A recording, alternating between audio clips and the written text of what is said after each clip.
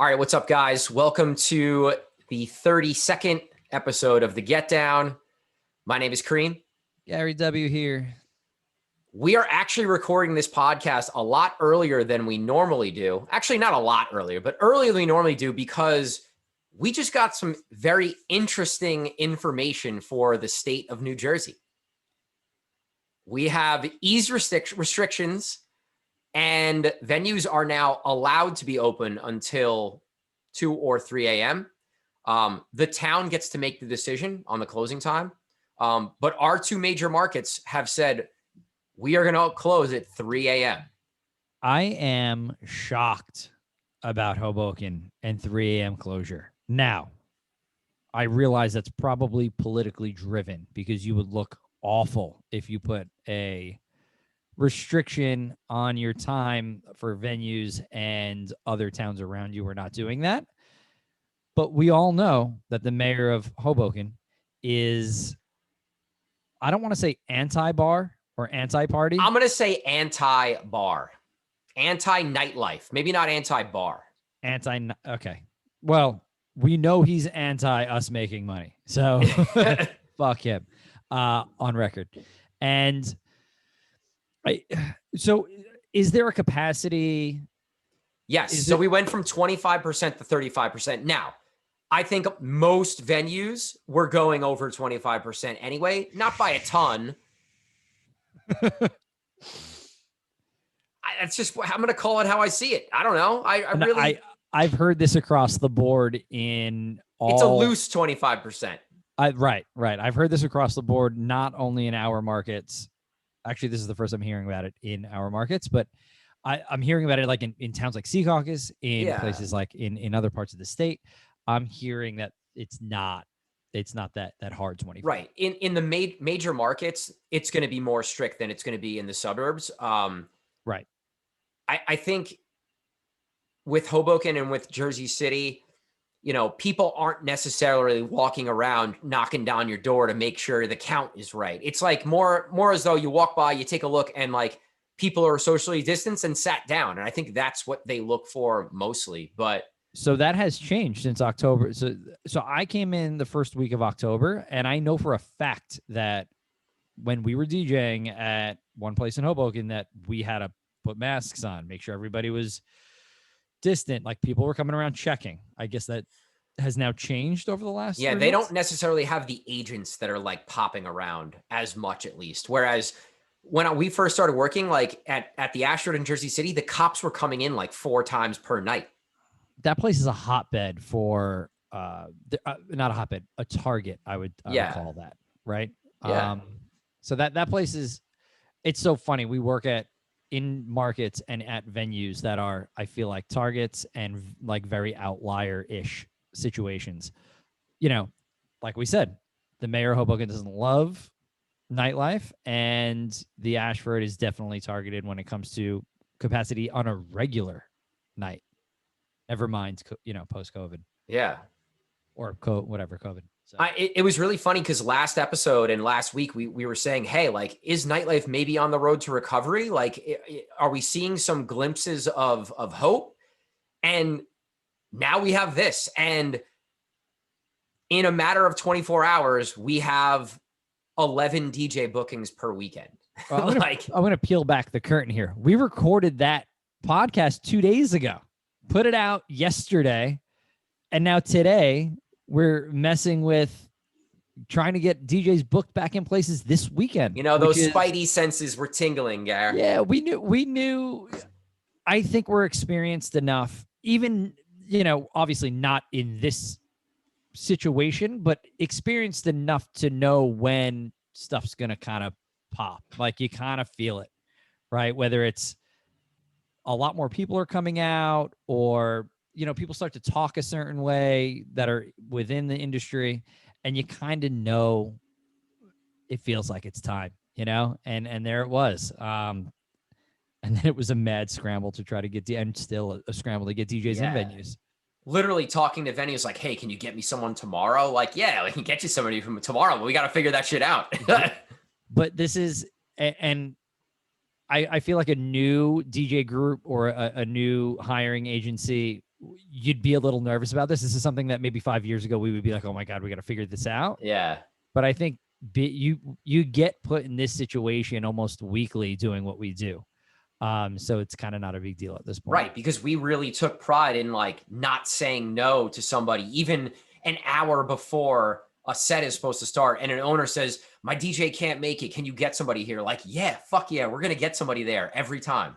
Right. I'm going to get somebody there today, and then you're going to have me there tomorrow, and then you're going to have me there next week. And that's why I'm going to get you somebody there. But give me 45 minutes after that time that you want the guy, you know, playing just for transportation purposes. Yeah. So yeah, I'm excited. This is awesome. This means that, you know, I'm definitely going to travel up to come play. And I'm excited for all the guys that have been struggling and not making money and not DJing. And the Twitch thing has been fun, and it's going to continue to be fun, and I love it. Obviously, I played an extra hour and a half last night on Twitch. If anybody was tuned in, I was supposed to go an hour, and it went 2.5 hours. So that's been a blast, but it's going to be really a lot of fun to play for real people.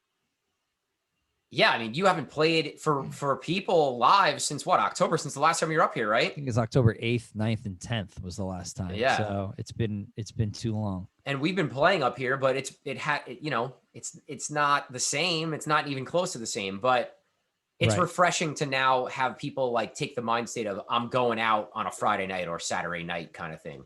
The day stuff is going to continue, which is great. I think COVID set the tone for day life stuff to expand across the board, which is a good thing. Day life is something that, and I don't know if it's because of kind of just our mindset of, you know, how we want to party these days. I'd rather go out in the daytime and hang out and then like chill out at night. But that's probably because I've done the nightlife stuff for so long. So like you kind of get tired of it. You want to go on the other end. But that's something that should have been in play for a long time. We always said that. I don't get why there wasn't more of the daytime. Like, it just, I never got it. I never understood why a place with so many sports bars couldn't have good day Saturday and Sunday parties when there's no football. I think they didn't know, first of all, how to market it. You know, we saw like the tired old, and I'm sorry to anybody that does this, but like the tired old bingo try and the, you know, but it's like, that's the same thing. That's like, oh, we don't know what to do. Let's do bingo. Yeah. Right. And it's an easy selling point for us. And the optics look good, but really at the end of the day, after 2 weeks of it, like it's not that it's tiresome, but like you got to really be good. And there are certain people that are really, really good at that. Yeah. And then like everybody was trying to do the brunch thing, and that kind of got played, and the bottle thing. And, you know, we had just talked about this where like not everybody wants to do the bottles at this point. And I don't think there's enough innovators in our market to drive day parties, but you know, their hands were forced, and I think only good can come out of it, that people have gotten used to doing that, you know, 1 to 5, 1 to 6, 2 to 6, whatever it might be. Yeah. People have definitely had to get a little creative and showing people that, hey, you can go out at, you know, 2, 3 o'clock and be home and in bed by 9, 10, 11 o'clock. And it's like, all right, this is fun. I could do this again tomorrow. Like, this is great. So I guess now the question is, or the conversation is going to become, does that split your audience? I don't know. I think there's a lot of people that just haven't been going out because they want to go out at night on a Saturday night. And they're like, well, I'm not going to go out if I have to leave at 10 o'clock. What's the point? So I think you're going to open it up to a market of people that just haven't been going out, because my roommate, Justin, my roommate Diamond, it's like, why would I go out when I have to go home at 10 o'clock? Like, there's no point. Well, to be honest with you, I haven't gone out down here. I've been meaning to go to Tampa. I've been meaning to go to downtown Orlando, and Tampa, at least, I haven't, because, they went back to phase 1, and I'm like, well, what does this entail exactly, right? The Orlando thing, I just don't really know the market that well, don't know anybody there, so that's kind of curtailed me from going that way.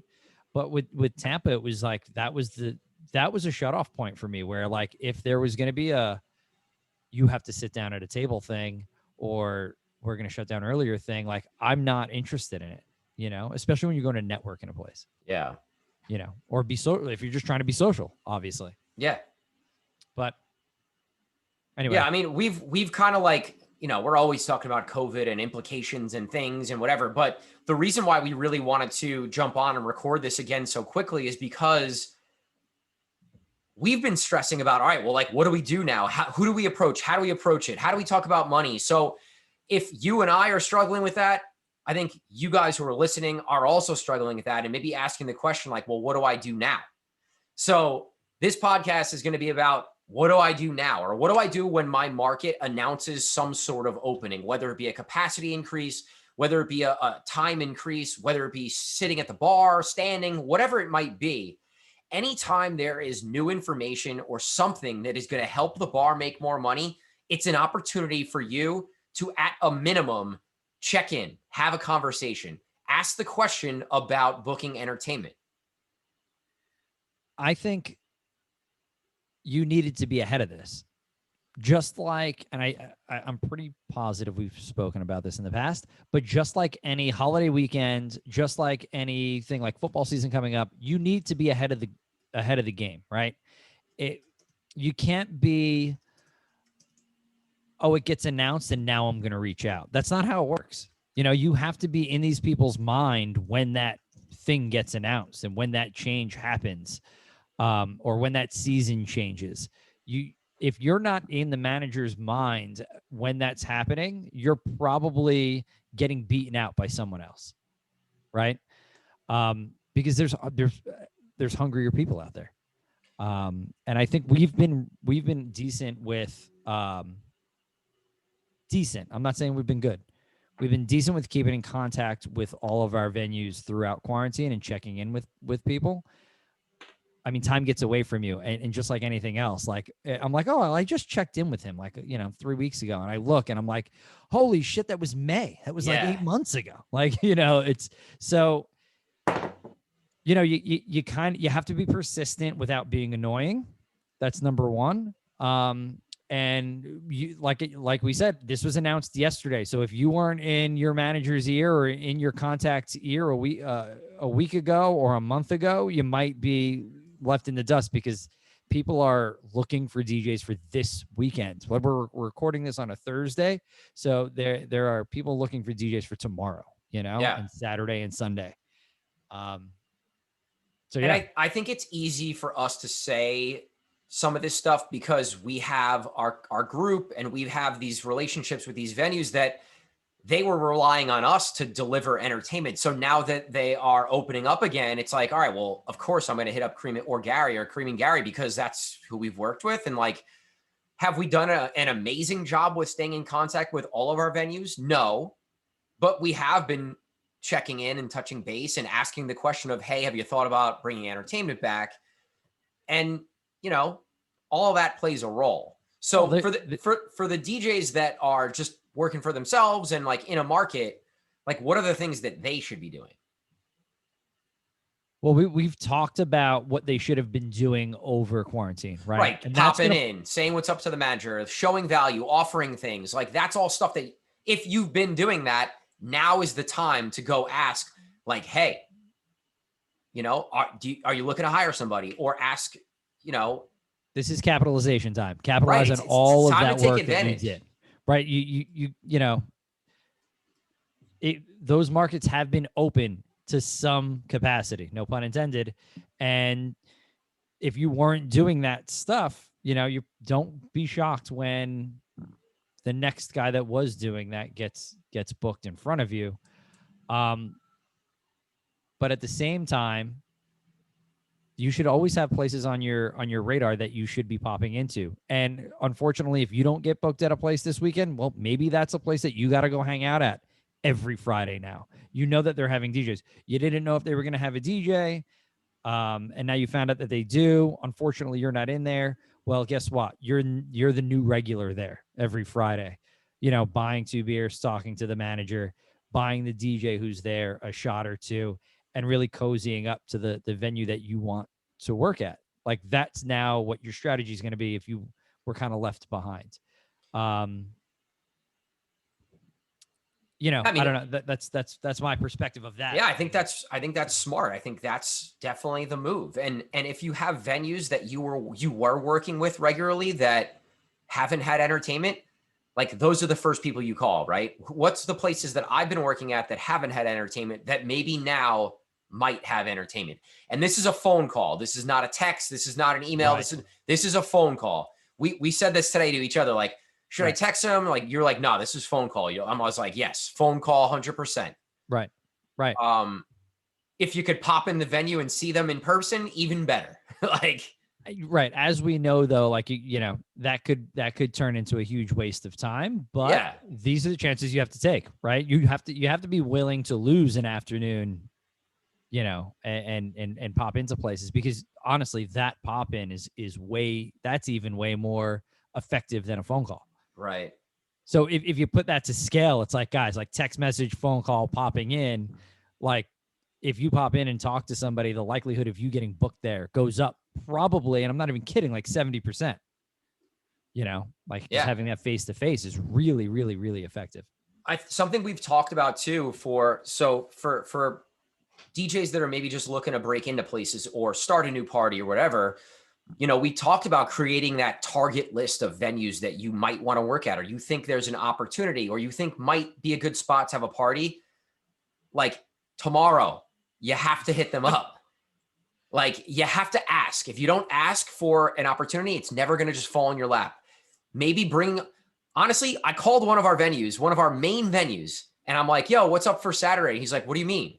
I'll see you Saturday. I'm like, yeah, but he's like, oh shit, with the time change he's like, oh, now what? And then he's like, oh, well, let's do Friday and Saturday, and let's raise the pay rate, and let's do this. And it wasn't even on his radar. So again, like he's thinking about 100 other million things. Like as the entertainer, it's part of our job to just remind people, be like, hey, these things are happening in the market. You're going to make more money. Is this an opportunity for us to come in? If you're not a student of your market, then you're failing your business. That's bottom line.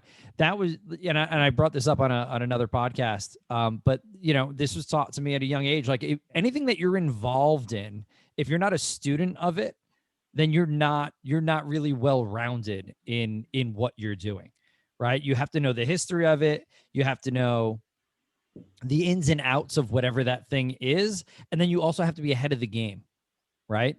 And this is a telltale. This is it. Like we're always trying to be one step ahead, right? And then also know what market trends look like too. Yeah. So understanding that when we full on understand that managers have to deal with a billion other things. So whatever we can contribute to alleviate any kind of stresses for them, like you said, like, hey guys, you're open till 3 on Saturday. You might be a good idea. You might want us to maybe not come in at 6 o'clock and come in at 9 o'clock, you know? And that's another thing where the manager or the owner is going to be like, holy shit, like this guy's on it. Like he's super on it. He's really in tune with what's going on. And he's making my job easier.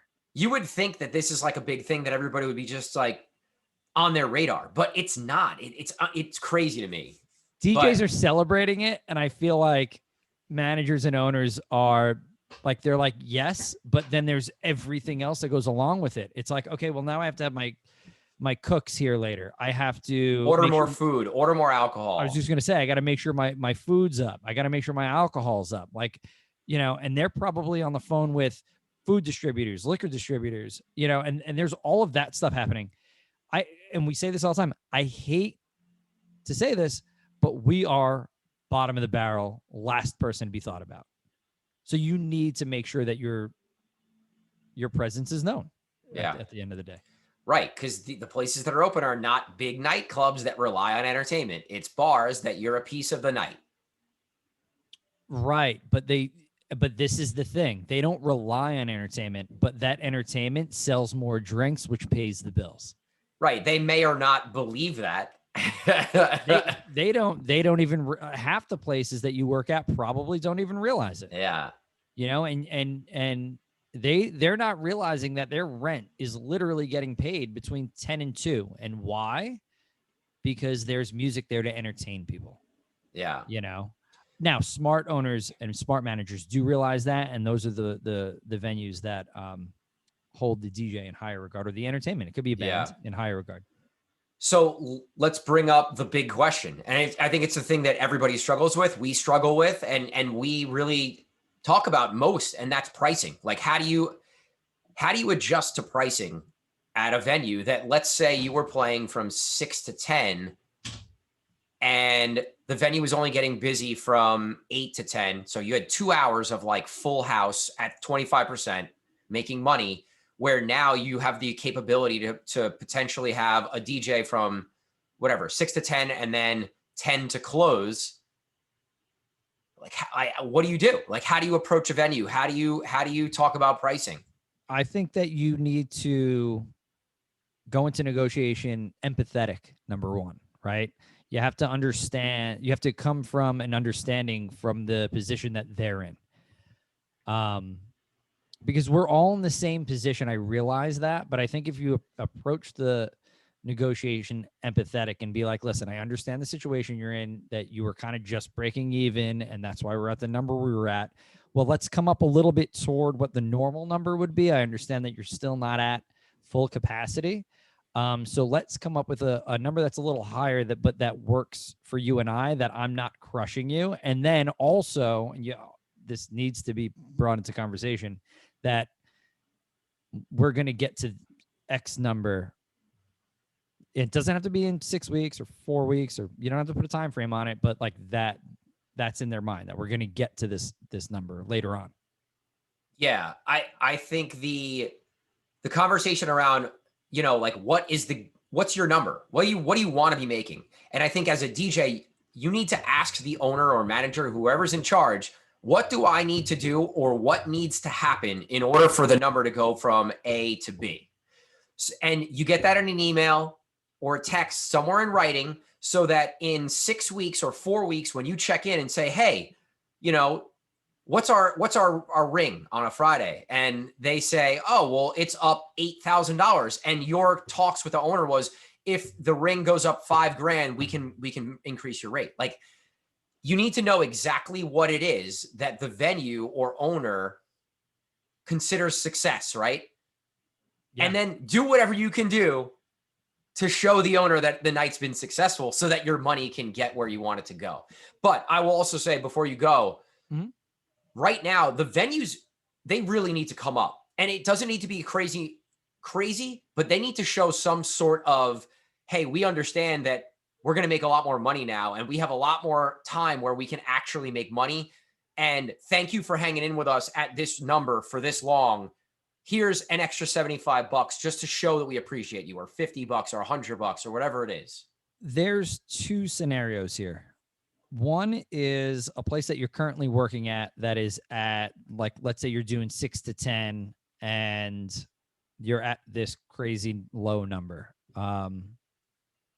That number needs to come up. If you're currently working at a place, I don't care if it's $50, $100, whatever it might be, that has to come up no matter what. Like, you're not staying at that 6 to 10 rate that was at 25 capacity under restricted hours. They are absolutely going to make more money. So, like I said, I don't care if it's $50. It's got to come up with something. Yeah. If you're going into a new venue, it's going to be a little bit of a different scenario. They're going to lowball you. But I think you're going to have to negotiate. I think, right, and be ready for that. And we always say this is a very uncomfortable conversation, because you don't want to lose the account either. It's a fine line. It always is. Well, even in good times. I'm okay with putting a number on it. $200 is too low. You know what? We're back to go. At the time's back to a regular time. I understand it's capacity of 35%, and that sucks for the venue. But 200 is too low. I think 250 is probably a good baseline for some venues, depending on your capacity. You have to know the venue's capacity. You have to know, kind of, is the bar busy right now in like restricted time? And if it is busy, then we have to assume that it's going to be busy going into non-restricted time. So you really have to know the situation. Yeah. And then you could kind of apply knowledge to that. These are all in our own market. There's such an array of numbers that are being paid right now. Right. Like there's venues that are paying our number and have been. Right. Pretty much. And then there's venues that are paying less than half of our number. And I'm not saying we're working with all of them, but I'm just saying like in our market, I know what everyone is getting paid because that's my job to know. So it's like, if there are people that are paying more towards the top end, other venues have to know that, right? Like you have to make that known. We also know that some of those venues that are paying that top end are making good money. Because they're liquor. Are they at 25%?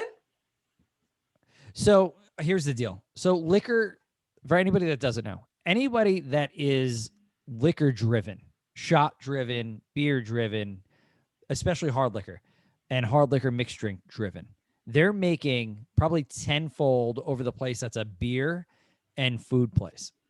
Tenfold. Right, because the margins on food are nothing. And the margins now on, because what beer are you drinking when you go out? You're going to have a nice craft beer that's like 8% and it's a stout. And that bullet keg runs that place 130, $140. So the margin on that's not so great either. You're going to laugh. This is a quick, last night I was drinking dollar beers at Green Rock with Angela the Kid and olive oil for a couple hours. Listen, sometimes we all want to feel 21 again. I get it. But yes, sorry to interrupt, but I agree with you. So the margins on your beer and food place are a lot smaller than the party spot that's ripping Jose Cuervo shots that they may or may not be dumping, Humidor or whatever the hell it's called, $5 a bottle. Like, so you have to understand that I think that the places that we're talking about that are on the high end of the pay spectrum are places that are making money because they're liquor heavy. When I talk about negotiating, I generally would always say, like, let them throw out the first number. I think in this situation, it's important for you to throw out the number that you normally get. What do you normally make? When I walk in, I'm gonna be like, listen, here's what I normally make for a 4-hour DJ set at this style of venue on this night. You can tell Cream's fired up. You hear the knocking? What are you thinking? You hear the knocking. My hands are going. His hands are going. He's knocking on the desk. We all hear it, Cream. This is what I've been doing for 24 hours straight. I've been in negotiations with all these venues. Fired up.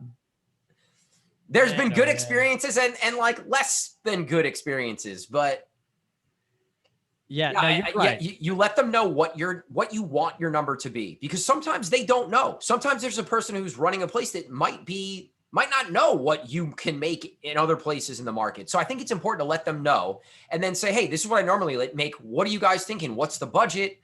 And then you have a little bit of a back and forth. And they're going to throw, if you ask them to throw a number, they're going to throw the lowest number possible because they're trying to save money. Right. So you're right. You do have to kind of start the conversation and start the baseline. Like what's the baseline at? What do I expect? This is what I had been making prior to pandemic or whatever.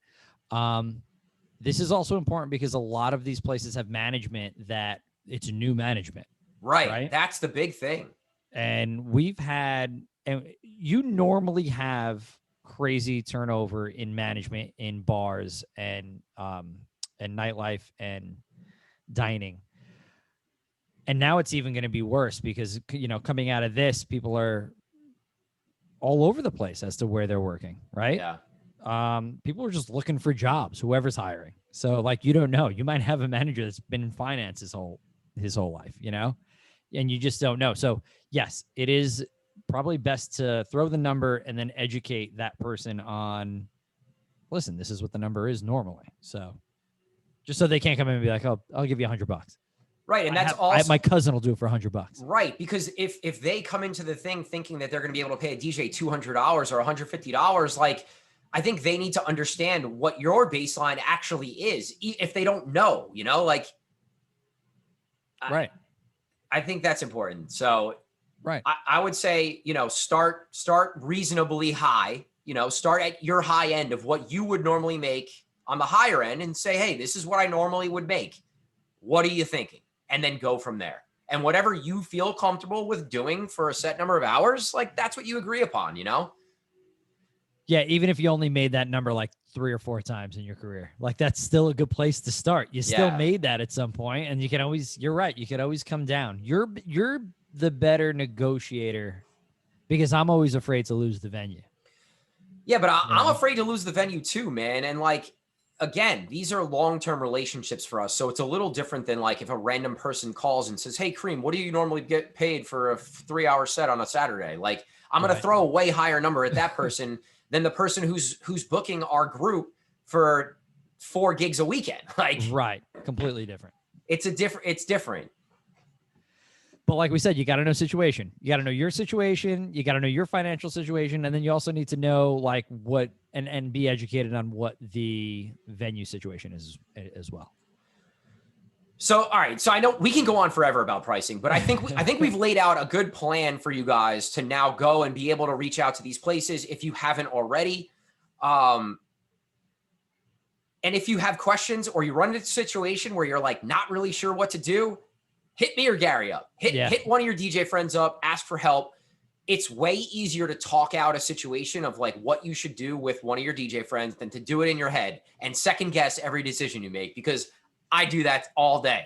Hey, listen, guys, if you couldn't tell, we're pretty passionate about pricing. So, you know, Kareem's slamming his hand on the desk and, you know, like we said, we can go on forever about this. So hit us up when we would be happy. Yeah. So one other thing I want to talk about, there are a lot of venues that are just failing and they're missing out. They're missing opportunity, or they're not having entertainment. I see so many venues that are not going to exist in the next year or be sold or have new owner. Like it's going to happen. And I know which ones they are. This is what's this, like, this is very much a scared money situation, right? They don't want to put the money up front because they have gotten crushed for a year. And we all understand that. But you're not going to get anywhere without investing in your, we always say this, invest in your, if you're not investing in your business, you're failing. Yeah. And also if you're not thinking ahead, and like we said at the beginning of the podcast, if you're not one step up, you know, you might as well shut it down, especially in this industry. This industry is so fast. We recorded a podcast 2 days ago wondering if, are we on the road to recovery? And all of a sudden it's like, every goddamn venue's knocking down the door. We need a DJ this weekend. You know, it's a fast industry. And if you're not able to keep up, you're going to be left behind and you are going to lose a lot of money. You are going to shut down. And it's ever changing. Like, right. You got to make decisions. You can't think about things for 2 weeks. You got to just make a decision and go with it. Right. There's too many places that are like, oh, well, we're going to think about it. Well, guess what? Venue X, Y, and Z had thought about it. They invested in themselves, and now they're profiting big time. And here you are trying to scramble to make one night. What blows my mind, it's like the DJ budgets at some of these places, it's not $1,000. Like, let's, you know, a $300 average DJ bar gig, right? Like, if that DJ books one table or their friends come out, one table of 4 people, like it pretty much is going to come close to covering the cost of the DJ, and you have 4 more people in the room and you have entertainment. It's like, I just don't get it. My mind melts when I think about and talk about this because it's just terrible business. Like it's just terrible. If you're a place that was known for nightlife or for DJs or music and you're not having DJs and music right now, like what are you doing? This is and then I'm going to go back to like the liquor heavy. Like if you don't realize that the nightlife industry is shot heavy, right? Where they're just doing shots. Like think about it when we go out, when we're out with other nightlife people, you're doing a lot of shots. Guess what? Your markup on shots is crazy. If you just stay true to ringing full on your shots, that'll pay for your DJ. Just the people he brings out, that'll pay for your DJ tenfold.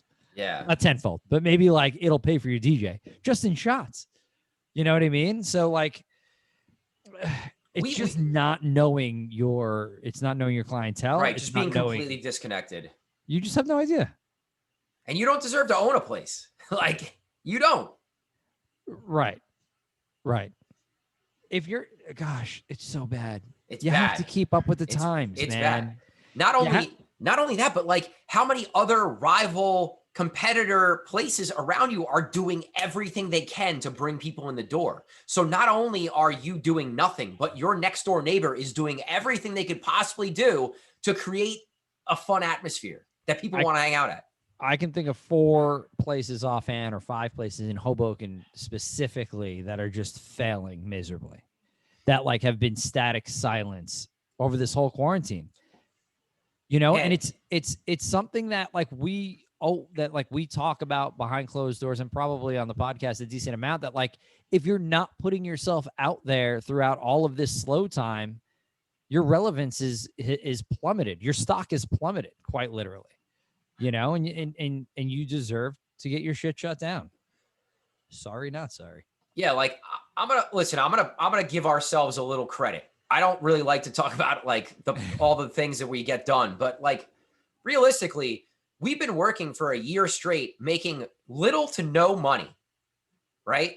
With the hopes of everything that we're doing is going to put us in a better place when this shit is done. And like, I'm proud of us that we were able to get, like, a bunch of our stuff came back and we're only at 35%. Like, I don't know. It's been like, it's been a whirlwind of emotions for me, I feel like. And today I had some ups and downs, and like the ups have been great because it's like, it's almost a relief because I'm worried about our guys. I'm worried about us. I'm worried about a lot of things. And like to have some work back where we can feed our DJs and put a little money in their pockets and like work ourselves a little bit. Like it's just a relief, man.